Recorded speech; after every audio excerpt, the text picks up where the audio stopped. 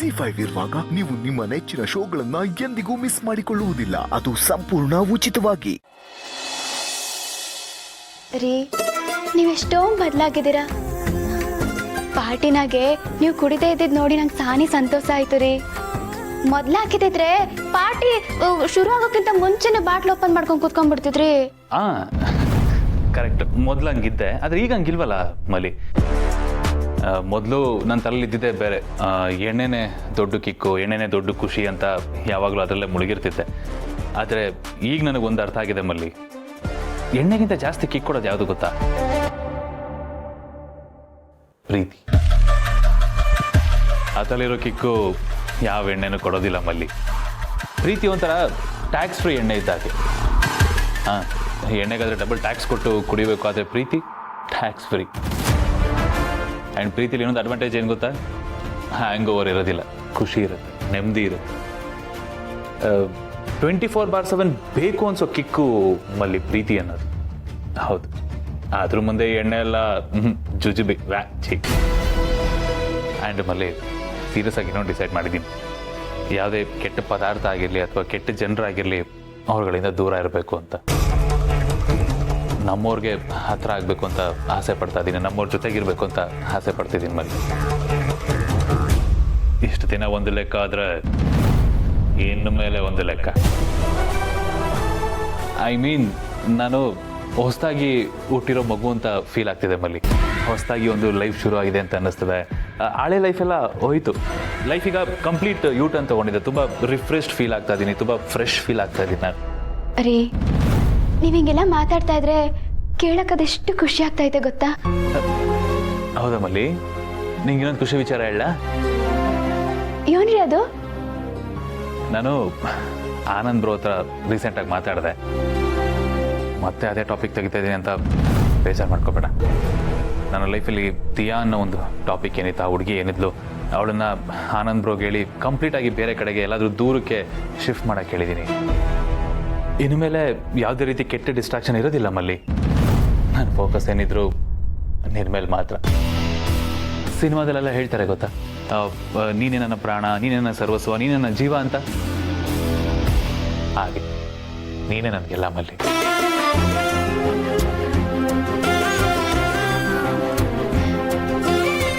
ಇಷ್ಟು ದಿನ ಈ ದಿನಕ್ಕೋಸ್ಕರನೇ ಕಾದೆ ರೀ. ನನ್ನ ನಿರೀಕ್ಷೆ ಸುಳ್ಳಾಗ್ಲಿಲ್ಲ. ನೀವು ಹಿಂಗೆಲ್ಲ ಮಾತಾಡೋದು ನೋಡ್ತಿದ್ರೆ ನನಗದೆಷ್ಟು ಖುಷಿ ಆಗ್ತೈತೆ ಗೊತ್ತಾ? ನಿಮ್ಮಲ್ಲಿ ಆಗಿರೋ ಈ ಬದಲಾವಣೆನ ಕಂಡು ನನ್ನಷ್ಟು ಖುಷಿ ಪಡೋರು ಯಾರೂ ಇಲ್ಲ ಗೊತ್ತಾ? ಥ್ಯಾಂಕ್ ಯು ಮಲ್ಲಿ, ಥ್ಯಾಂಕ್ ಯು ಸೋ ಮಚ್. ನಾನು ಬದಲಾಗಿದ್ದೀನಿ ಅಂತ ನನಗೆ ಗೊತ್ತಾಯ್ತಲ್ಲ, ಅದಕ್ಕಿಂತ ಖುಷಿ ಇನ್ನೇನಿದೆ? ಅದು ಬಿಟ್ಟು ನನಗೆ ಬೇರೆ ಏನೂ ಬೇಕಾಗಿಲ್ಲ ಮಲ್ಲಿ. ನನಗೆ ಬೇಕಾಗಿರೋದು ಒಂದೇ, ಅದು ನೀನು.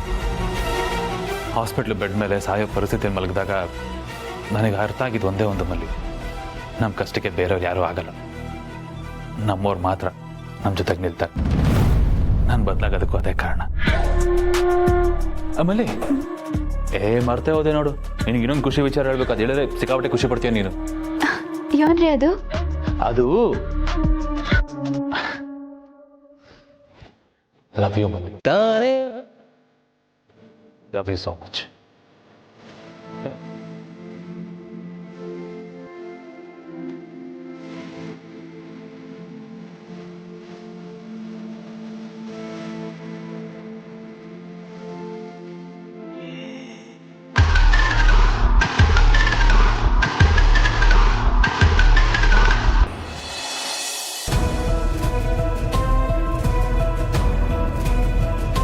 ಸಿಸ್ಟರ್, ಏನ್ ಮಾಡ್ತಿದ್ಯಾ? ಟೈಮ್ ಆಯ್ತು, ಅವಳು ನಮ್ಮನ್ನ ಕಾಯ್ತಿರ್ತಾಳಪ್ಪ, ಹೋಗೋಣ.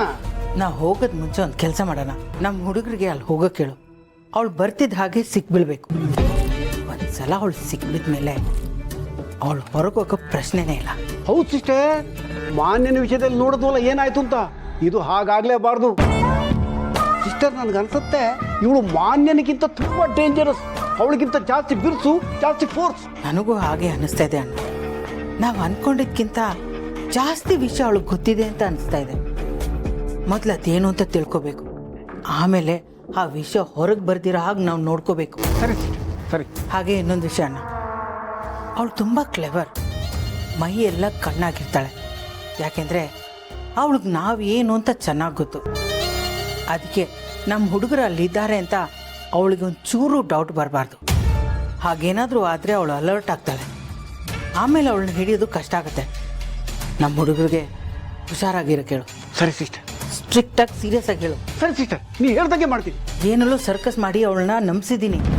ಅಲ್ಲಿ ಬರೋದಕ್ಕೆ ಕನ್ವಿನ್ಸ್ ಮಾಡಿದ್ದೀನಿ.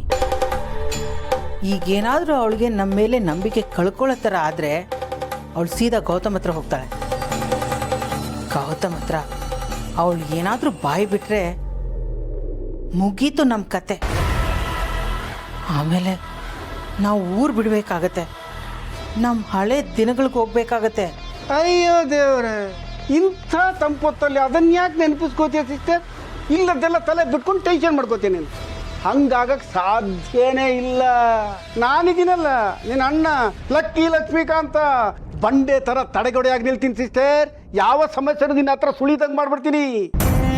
ನನಗೆ ದೇಹ ಶಕ್ತಿ ಕಡಿಮೆ ಇದ್ರೆ ಏನು, ಬುದ್ಧಿ ಶಕ್ತಿ ಸಿಕ್ಕಾಪಟ್ಟೆ ಇದೆ ಸಿಸ್ಟರ್. ಅದು ಒಂದು ಎದ್ದು ಬಿಟ್ರೆ ಬದುಕಲ್ಲಿ ಯಾವುದನ್ನು ಬೇಕಾದ್ರೂ ಸಾಧಿಸ್ಬೋದು, ಏನನ್ನು ಬೇಕಾದ್ರೂ ಗೆಲ್ಬಹುದು, ಗೊತ್ತಾ? ನೋಡ್ತಾ ಇರೋ ಸಿಸ್ಟರ್, ಆ ಚಿಲ್ಟುನ ಹೆಂಗ್ ಲಾಕ್ ಮಾಡ್ತೀನಿ ಅಂತ. ಬೋನಲ್ಲಿ ಇಲಿ ಬಂದು ಸಿಕ್ಕಾಕೊಂಡಂಗೆ ಅವಳು ನಮ್ಮ ಕೈಲಿ ಸಿಕ್ಕಾಕೋತಾಳೆ. ವೆಯ್ಟ್ ಅಂಡ್ ವಾಚ್ ನಿನ್ನ ಅಣ್ಣನ ಕಾರ್ಬಾರನ್ನ. ಇರು, ಹುಡುಗರಿಗೆ ಫೋನ್ ಮಾಡ್ತೀನಿ.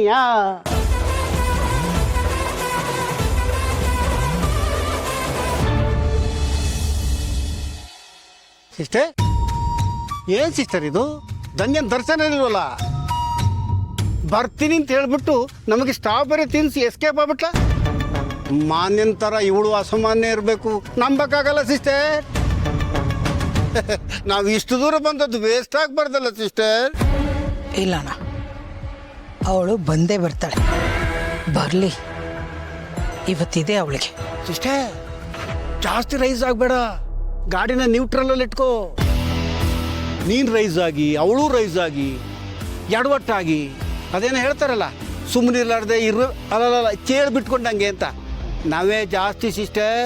ಅವಳು ಚೇಳಾದ್ರೆ ನಾನು ವಿಷದ ಹಾವು. ಅವಳ ಥರ ಎಷ್ಟು ಜನ ನಾನು ನೋಡಿಲ್ಲ ಅಣ್ಣ. ಅವಳಿಗೇನಾದರೂ ಜಾಸ್ತಿ ಬಾಲ ಬಿಚ್ಚಿದ್ರೆ ಅದನ್ನು ಹೇಗೆ ಕತ್ತರಿಸ್ಬೇಕು ಅಂತ ನನಗೆ ಚೆನ್ನಾಗಿ ಗೊತ್ತು.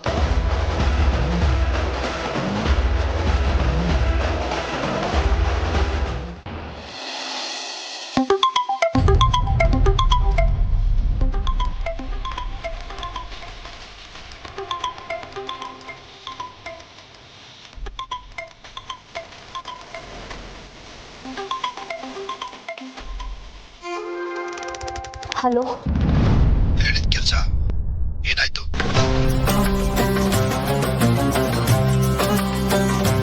ನೀವು ಹೇಳ್ದಾಗೆ ಮಾಡಿದ್ದೀನಿ. ಈ ಮನೆಗೆ ಬಂದು ಸೇರ್ಕೊಂಡಿದ್ದೀನಿ.